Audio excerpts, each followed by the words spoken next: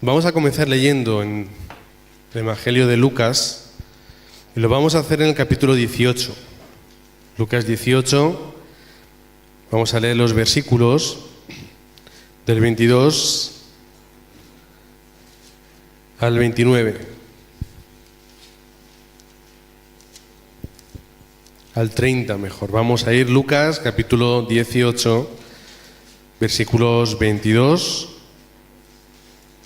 al 30.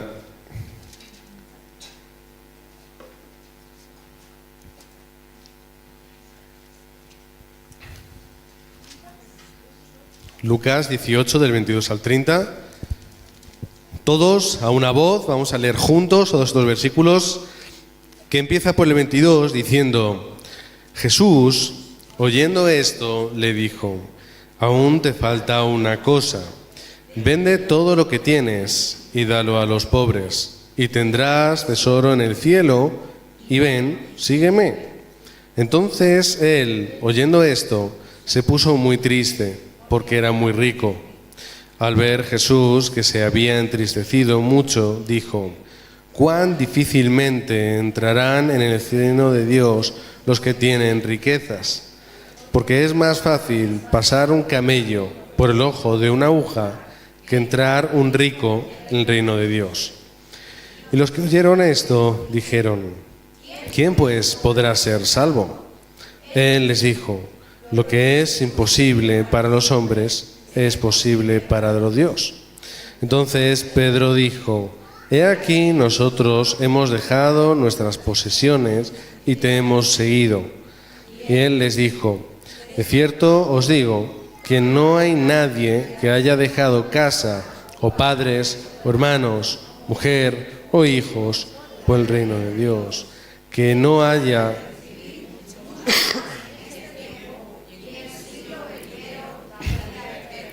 Amén.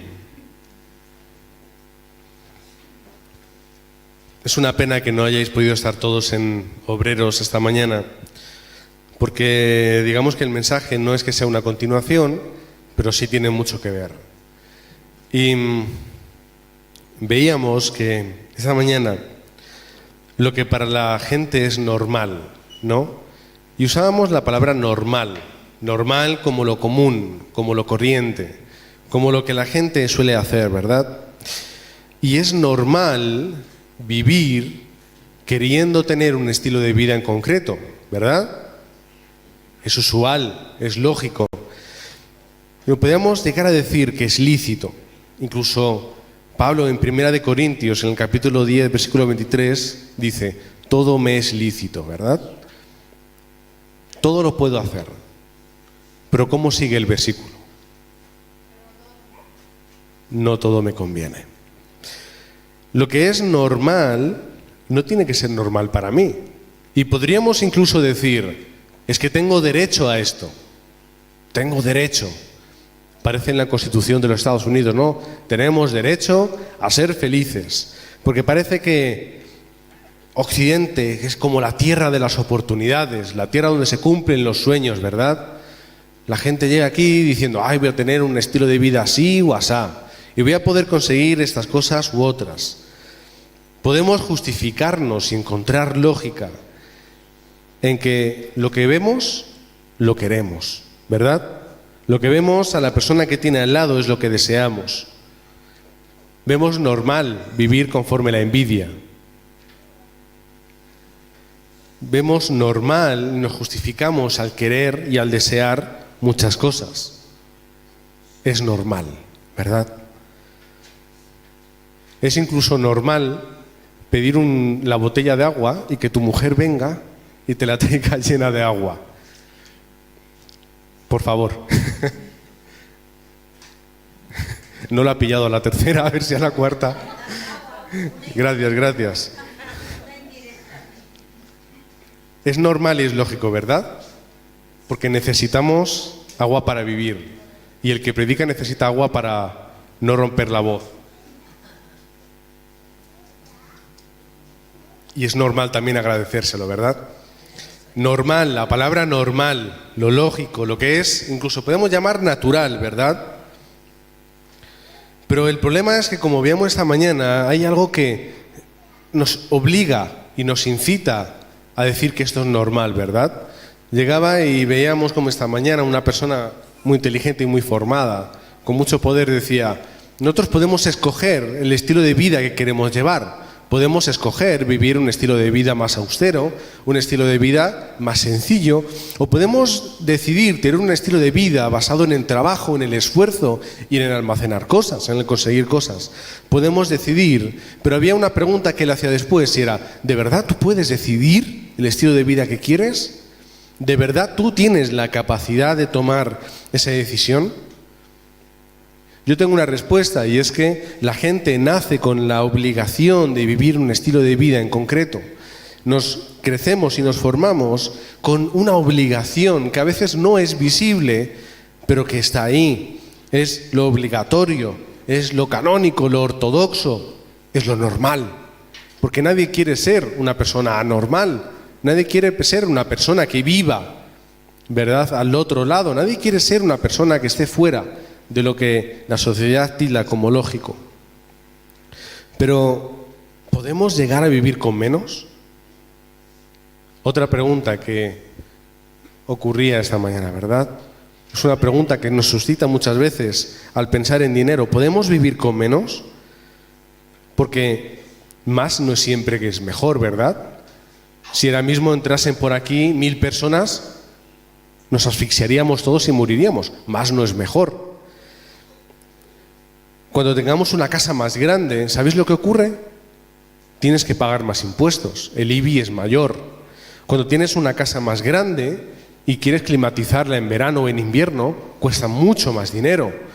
Cuando tienes una casa más grande, tienes que amueblar mucho más. Tienes que limpiar más, tienes que cuidar más. Cuando tienes una casa, o en este caso un coche, ¿qué es lo que tienes que hacer? Tienes que pagar gasolina. Es que quiero un coche muy grande y que vaya muy rápido. Consumirá mucha gasolina. Hay países como en Kuwait donde la gasolina es muy barata y todo el mundo tiene coches enormes que consumen muchísimo. Nada de diésel, gasolina, lo más caro.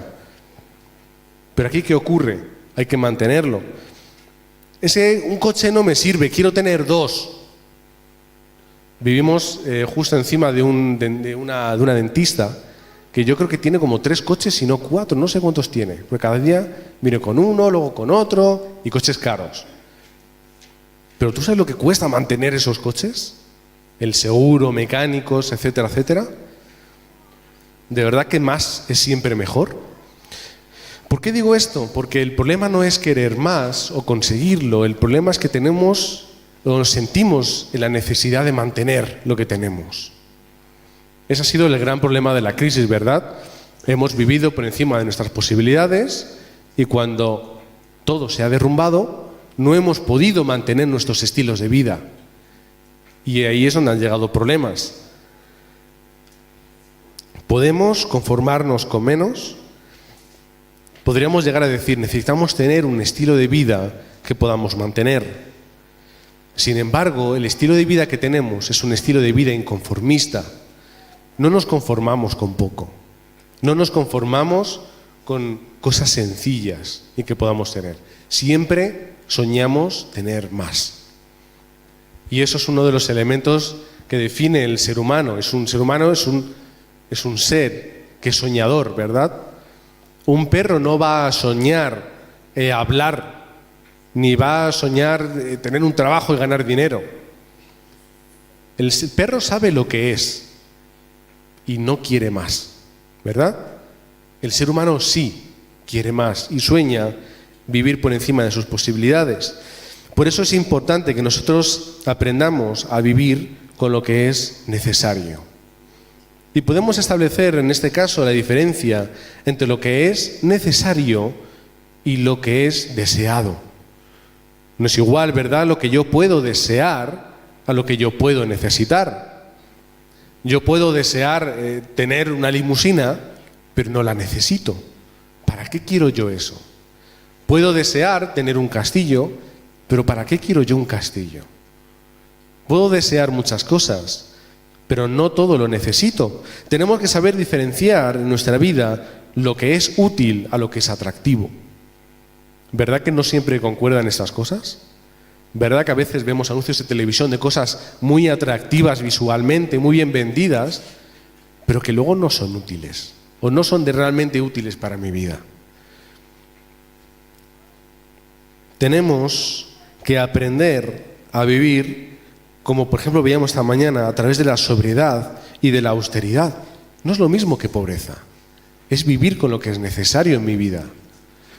Y veíamos esta mañana como ese personaje decía, bueno, si tú quieres conseguir muchas cosas, pues trabaja y aguántate. Dedica tu vida a trabajar, si es lo que tú quieres.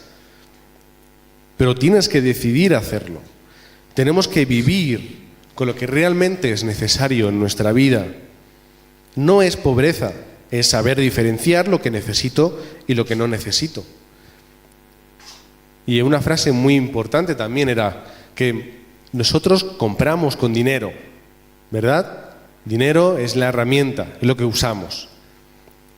Pero para conseguir ese dinero tenemos que emplear tiempo de vida. Es decir, es el tiempo que yo tardo en trabajar y en conseguir ese dinero. Y cuando nosotros compramos una casa, lo que estamos haciendo es entregar una parte importante de nuestra vida que vamos a determinar para conseguir dinero y pagar esa casa. Porque yo creo que aquí nadie tiene dinero suficiente como para decir, toma, te la compro sin deuda. Nos endeudamos, es decir, estamos entregando el tiempo de nuestra vida para comprar cosas. Tenemos que aprender a vivir para lo que es más necesario. ¿Qué cosas podríamos comprender como necesarias? ¿O qué es lo que la gente, normalmente nosotros, hablamos que es lo más importante para nosotros? La familia, por ejemplo, ¿no? Vivimos diciendo, yo tengo que vivir para mi familia. Pero ¿sabéis que la familia es algo que vosotros no habéis escogido? ¿Habéis escogido a vuestros padres? ¿Y a vuestros hermanos los habéis escogido? ¿Y habéis dicho cómo habéis llamado a Dios y le habéis dicho, oye, quiero un hijo que sea así, así, así? ¿A que no? Incluso ahora mismo diréis, bueno, pero yo a mi pareja la he escogido. Tú te has enamorado de una persona y no has podido hacer otra cosa que casarte con esa persona. ¿O es que tú enamorado has dicho, ¿me caso sí o no? Tú has dicho sí, sí, sí, sí. Y no has pensado en ninguna otra cosa. No has determinado siquiera casarte con la persona que tú querías. Es con la persona que te has enamorado.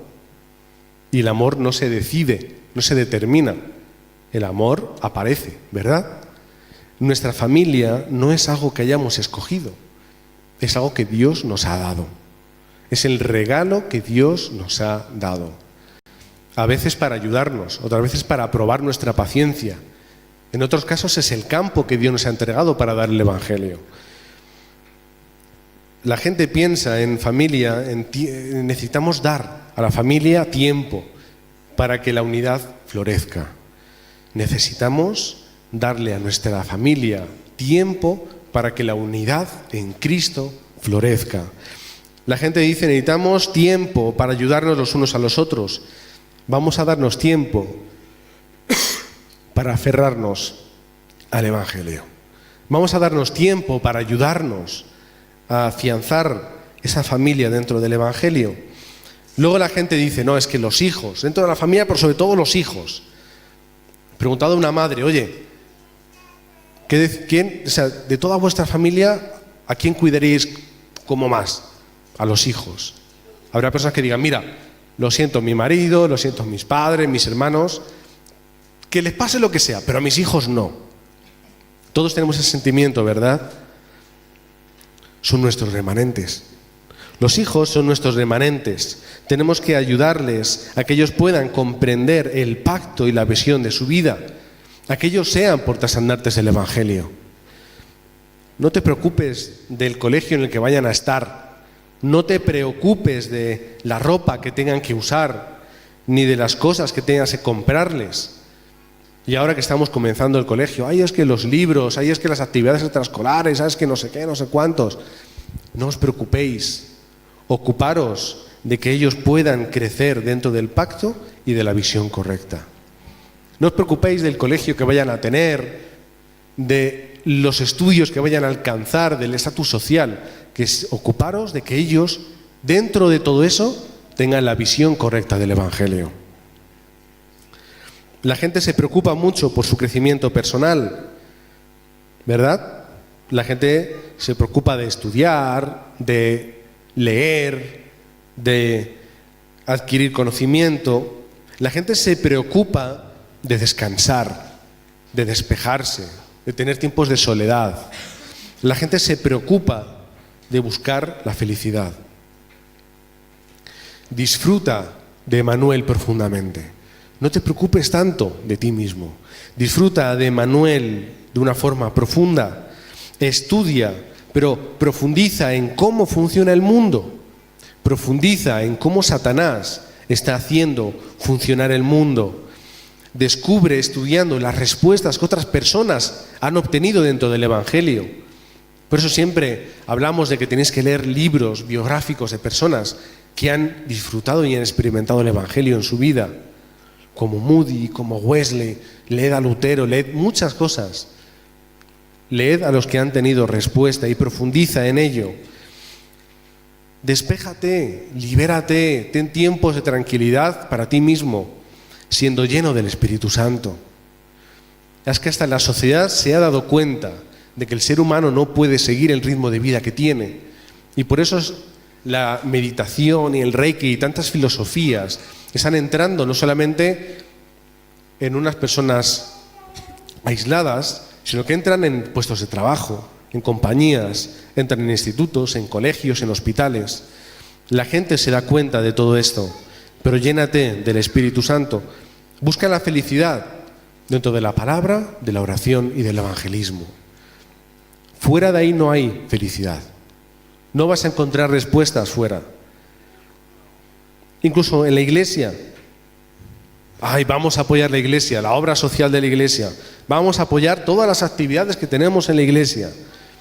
Vamos a hacer familia en la iglesia. La iglesia es la misión en el campo. Un profesor mío, muy importante dentro del mundo protestante, sobre todo el latinoamericano, decía, y tenía un libro, dice, la iglesia sin la misión no es iglesia. Una iglesia que no es una misión en el campo, no es una iglesia. Podríamos traducir, la iglesia no es un club social, religioso. La iglesia es una misión en el campo. Cambia tu vida. Y conforme nosotros estemos poniendo las bases correctas, vamos a estar alcanzando no lo que es necesario y lo que es lógico y lo que es lícito, sino que vamos a alcanzar lo que es imprescindible en nuestra vida. Las cosas que son imprescindibles.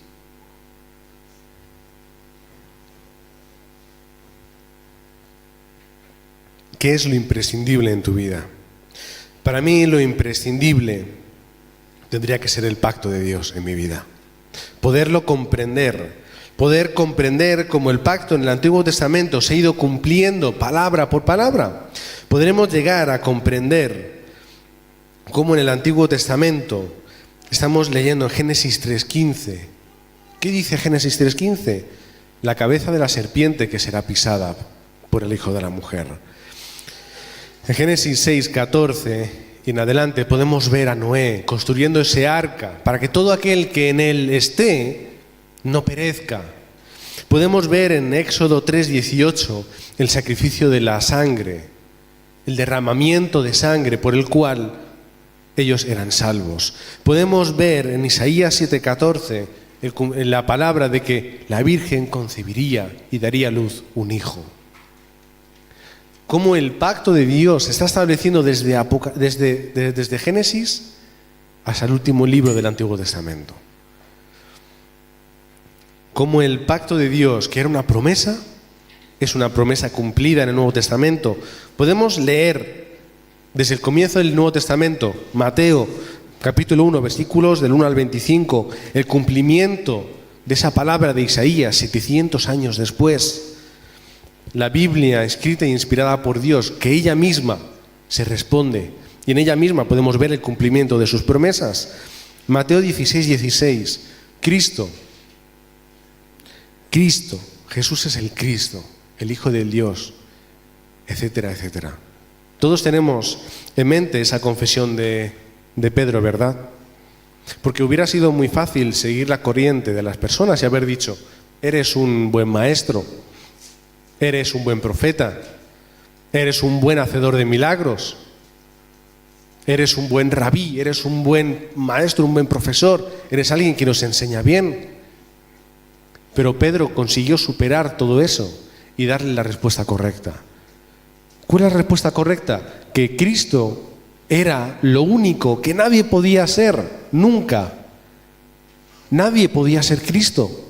Nadie podía llegar al Padre. Nadie podía solucionar el pecado espiritual.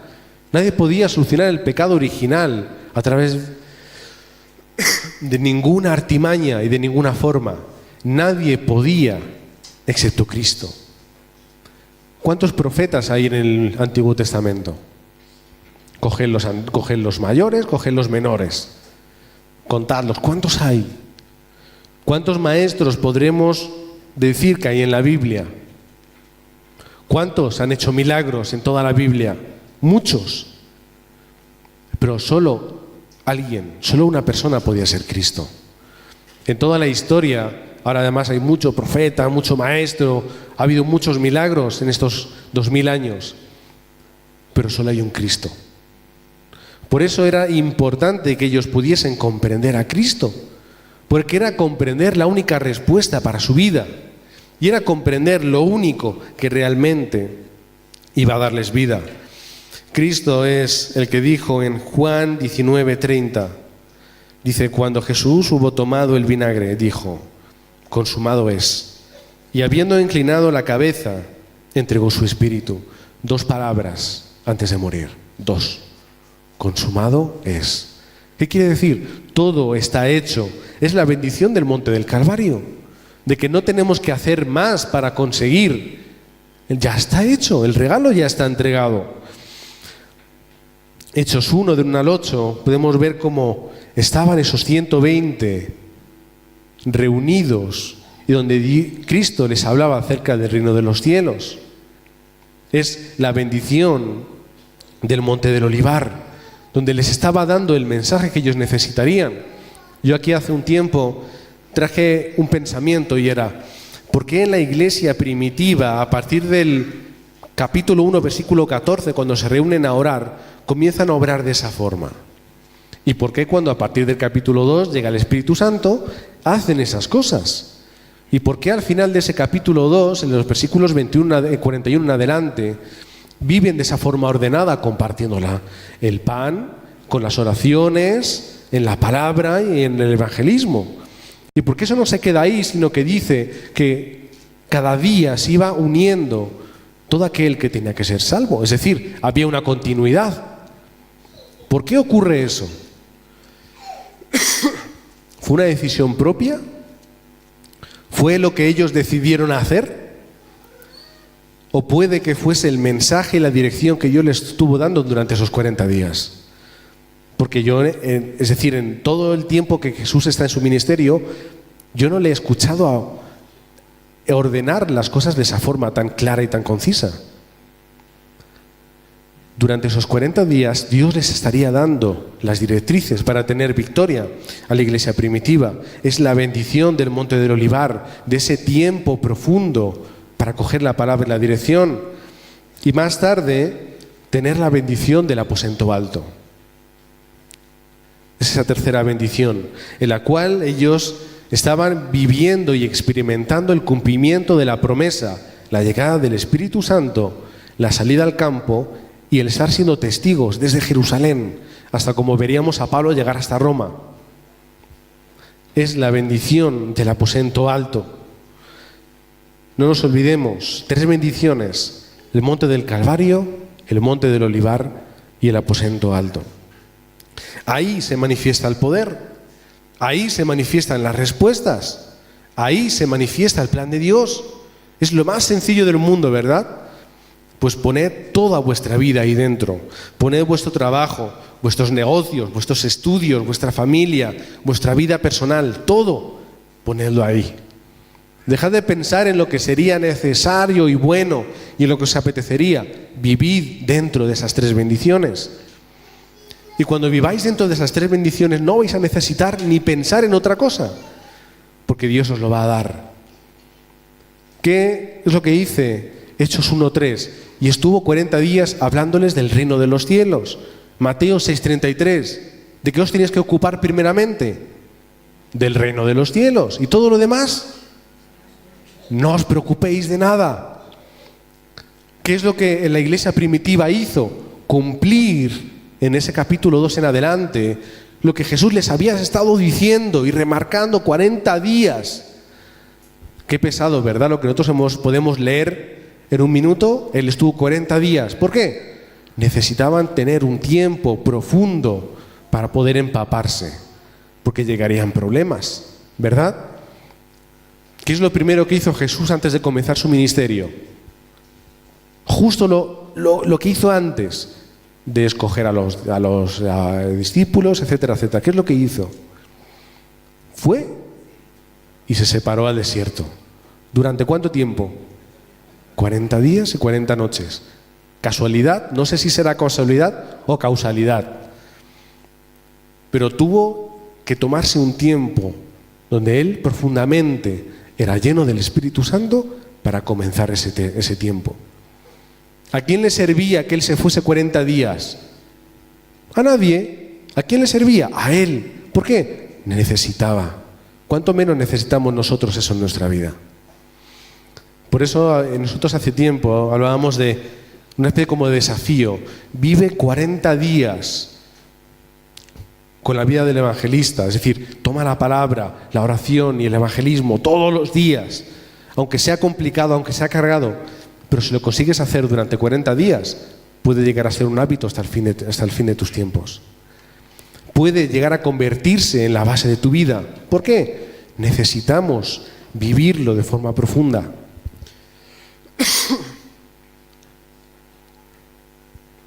Tenemos no solamente que conocer el pacto y tomarlo como referencia, sino tenemos que vivir dentro del pacto de Manuel. ¿Por qué? Porque fuera del pacto de Dios no hay nada. Porque fuera del pacto de Dios está lo que hemos hablado esta mañana. Está el consumismo, está el humanismo, está el legalismo, está la tristeza del ser humano por no tener, la tristeza del que tiene porque quiere más, y la tristeza del que lo tiene todo y se ha dado cuenta de que no le sirve para nada. Tenemos que vivir dentro del pacto de Dios, porque es lo más importante. Hechos 1:1, Hechos 1:1, 1:3 y 1:8. Jesucristo, el reino de Dios y la llenura del Espíritu Santo. Hechos 1:1, 1:3 y 1:8. Es el poder de la recreación. Tienes en tus manos el poder que Dios te ha dado de ser hecho nueva criatura, de que la obra que Cristo hizo fue nueva y de que Dios renueva con todo el poder y nos entrega lo que necesitamos para hacerlo. Es el poder de la recreación. Si tomamos el pacto, vamos a poder ver el mandato celestial. No vas a seguir tus pensamientos y tus condiciones, vas a seguir aquello que Dios te está indicando. Es el mandato celestial, el llamado y la misión para toda tu vida. Aunque estés quieto, aunque creas que eres pequeño y no puedas hacer muchas cosas, pero tienes la capacidad para ver lo que es obvio, necesario y absoluto en tu vida. Son muchos términos que en Obreros habréis y estaréis viendo poco a poco, pero es la importancia de ver lo que es obvio, lo que es necesario y lo que es absoluto en tu vida. Vas a poder continuar con un corazón, con todo el corazón y con la recreación. Todos esos son mensajes que hemos ido viendo durante todo el año, ¿verdad? Pero lo remarcamos. Vas a poder tener esa continuidad. Y algo muy importante es que vas a poder cambiar lo que se ha grabado en tu vida. Como decíamos antes, ¿las personas tienen la capacidad para tomar decisiones o no? La gente cree que tiene capacidad para tomar decisiones. Y la gente cree que las toma. Pero la gente tiene esa obligación que no ve y vive conforme Satanás quiere que vivan. Es lo que se ha grabado en su vida. Es la naturaleza que se ha acabado formando en ellos y en nosotros. Y es finalmente la raíz de su vida. Es lo que conforma su identidad y su estilo de vida. ¿Cómo quieres vivir? Conforme lo que tengas dentro vas a vivir. Tienes que buscar la sanidad de tu vida, porque si no tienes sanidad, vas a vivir enfermo. Y alguien que está enfermo no puede hacer muchas cosas. Nosotros ahora que hemos estado la semana anterior, un poco mal, los niños, sobre todo yo, ¿qué puedes hacer enfermo? Yo una vez llegué a un examen en el seminario, en la facultad, y era un examen de hebreo. No era algo sencillo, no era algo cómodo. He tenido exámenes de historia de la iglesia donde eran más o menos sencillos, cómodos, porque has estudiado, buenas notas, bien. Un examen de hebreo, imaginaros. Y yo con 38, 39 de fiebre, me fue imposible hacer el examen. No podía concentrarme, no podía pensar. Por mucho que estudiaba, no podía. Además que el problema no era estudiar, el problema eran muchas cosas. Era muy difícil. Y sabéis que teníamos una ayuda y era tener todos los apuntes delante.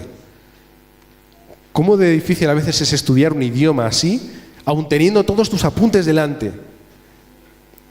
Muy difícil, muy complicado. Si estamos enfermos, si tenemos fiebre, si estamos impedidos, es muy complicado que podamos hacer nada. Si obtienes la sanidad en tu vida, vas a poder hacer mucho. Te vas a librar del lastre de la incapacidad, vas a poder librarte del ancla de la enfermedad, incluso a veces de la autocompasión. Ay, es que estoy enfermo, es que no puedo, es que tengo unas heridas, ay, es que me han dicho que ay, es que... Líbrate de todo ello. Ten la sanidad primero física, como hablamos, la sanidad del corazón, la sanidad de las heridas, la sanidad del trauma, la sanidad de las barreras que se han ido creando en tu vida y luego la sanidad espiritual. Si obtienes toda esa sanidad, vas a poder llegar a la cumbre. Esa cumbre en la que David pudo alcanzar. ¿Por qué? David, que puede ser la persona más herida de la Biblia, que lo dio todo por Saúl, que iba y le cantaba y le tocaba música para que Saúl pudiera descansar.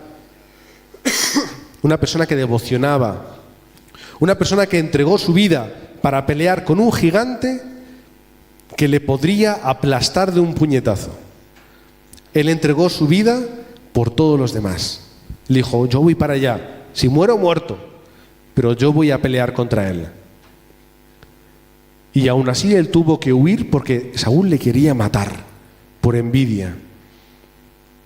¿No tendríais vosotros una herida emocional en vuestro corazón? Y cuando David estaba en la cueva y tenía a Saúl dormido al lado, ¿no hubiera podido coger una espada y dejarla soltar así en pico? Y decir, mira, se ha caído sola, se acabó el problema, vuelvo otra vez y todos me llamarán rey porque todos me querían. No lo hizo. ¿Por qué? No tenía herida en su corazón.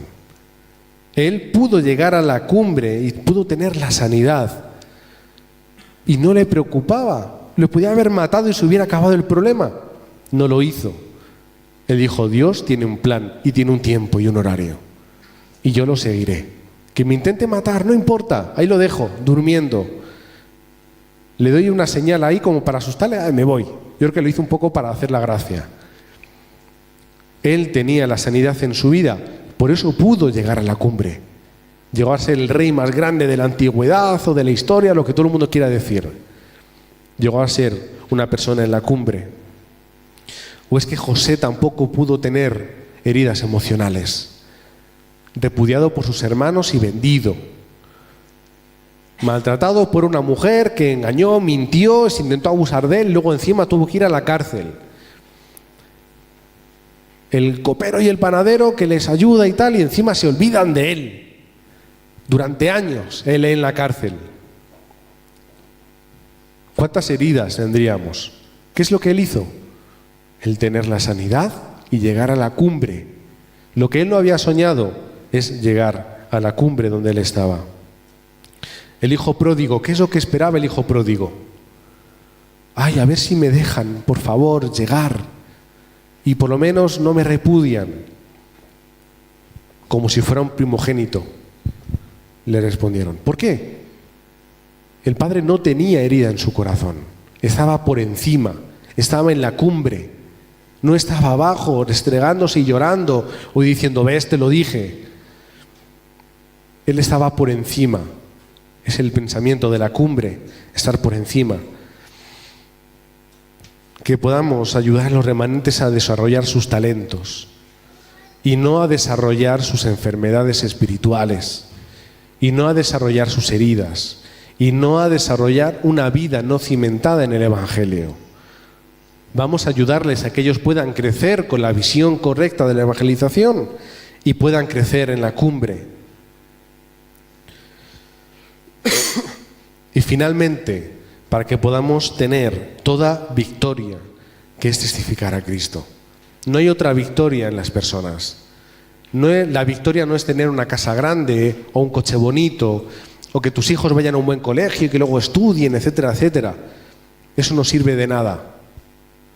Hay un personaje en televisión que seguro que los españoles le conocemos todos y los extranjeros alguno, que se llama Pochuelo. Es un personaje en el mal sentido de la palabra. Es un friki, alguien que está medio loco. Pero él, que además viene de una familia muy importante, me lo dejo ahí, él, que tiene mucho dinero, que fue a estudiar afuera, una persona muy inteligente, con muy buena formación, lo dejó todo y se entregó a una vida extraña. Y ahí está, famoso, ¿por qué? Por ser una persona rara y que, bueno, hace gracia y divierte. Pero él es una persona muy inteligente, él está bien formada, tiene una familia de dinero. ¿De qué le ha servido todo eso? De nada. Tenemos que enseñar y aprender a que lo importante no es lo que podamos conseguir, sino lo que Dios nos ha dado.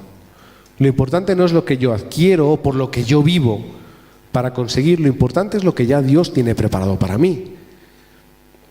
Por lo tanto, si somos inteligentes espiritualmente hablando, vamos a disfrutar de las bendiciones de Dios y de lo demás vamos a pasar. Y de lo demás nos vamos a olvidar.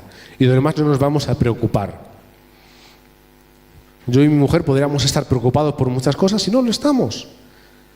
El otro día buscando ropa para los niños porque llega ya otra estación, empieza el frío, los niños le han crecido, no les sirve como a nosotros la ropa del año pasado. A ver qué tienen. Tenemos más ropa de la que necesitamos, porque nos han dado, nos han regalado cosas usadas. ¿Qué importa? Tenemos más de lo que necesitamos.